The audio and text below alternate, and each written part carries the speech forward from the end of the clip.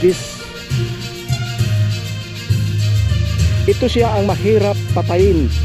Hindi ito siya matitinag sa post-emergence herbicide, lalo na pag... Hi, this is your Yo-Yo Samson. Let's go. Let's bolt paint.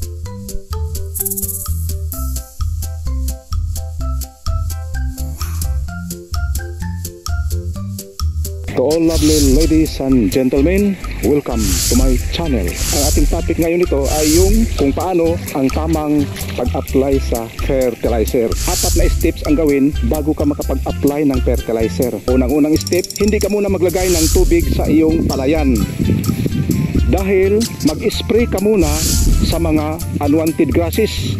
Like sa iyong rice paddy, katulad ng sedges, wedges, ano pa man ang nandyan sa iyong rice paddy, hindi ka muna maglagay ng tubig. Pagkatapos yan ay wala ng tubig, mag-spray ka na ng post-emergence herbicides.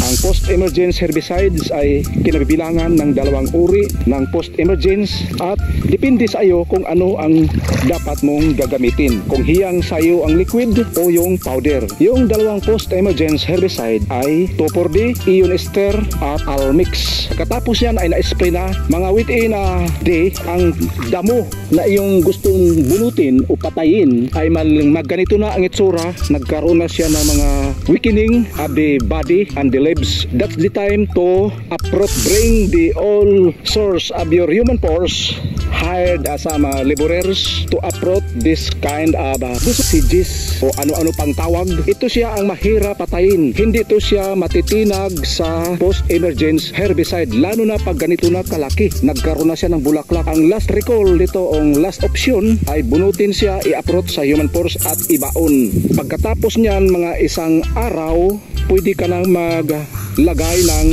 fertilizer upang makapag-regain uli ng iyong palay ng total strength. At doon siya manumbalik. Ang unang steps, magbawas ka ng tubig sa iyong palayan, maari na mag-dry siya. Pagkatapos noon ay maggamit ka ng herbicide na post-emergence, na yun ang number 2. Number 3, bunutin mo na sila kasama yung mga tauhan mo dito sa iyong palayan, trusted na worker sa iyong palayan.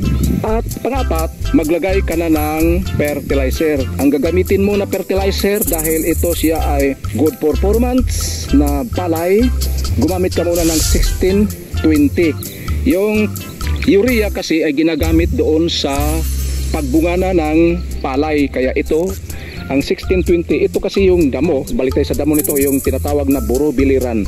Ito yung borobiliran, tinatapik ko na rin to doon sa aking unang vlog nga saan nagmula yung Biliran Island name. Pero yun ay mga hoax o mga fraud. Yun lang ay mga sabi-sabi, wala siyang katibayan na galing talaga dito sa damo ang Biliran Island. Pero yung Biliran name ay galing sa pangalan ng part sa isang bangka na gawa nung panahon ng mga galleon style, nung panahon pa ng mga Spanish era. Balik tayo sa ating topic, napalayo tayo ng konti. Ito ngayon, ayan, mamayang hapon ay magkaroon na to siya ng pagbaon sa mga damo. Ayan, itong kadalasan, malambot lang to siya, madali to siyang manghihina. Pero ang mabigat nitong kalaban ay itong mga uri ng damo, matagal to siyang mamatay. Upang malambot siya sa pagbunot, kailangan siya lagyan ng tubig upang hindi sila mahihirapan. Kasi kung walang tubig, mahirap ang pag-uproot sa mga damo. Pero nilagyan na to ng tubig dahil mamayang hapon ay lilipat yung mga tao rito upang mag-uprooted sa mga unwanted grasses.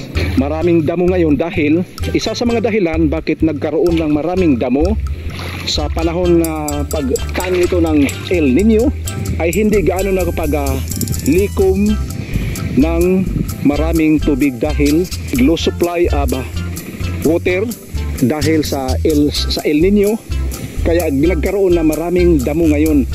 Pero mas maganda na to dahil kahit papaano ay nagkaroon pa rin ng kunting ulan, ay yung mga irrigation ay mayroon ding tubig. So hanggang dito na lang. This is your Yo-Yo Sam. See you on my next vlog and God bless us all.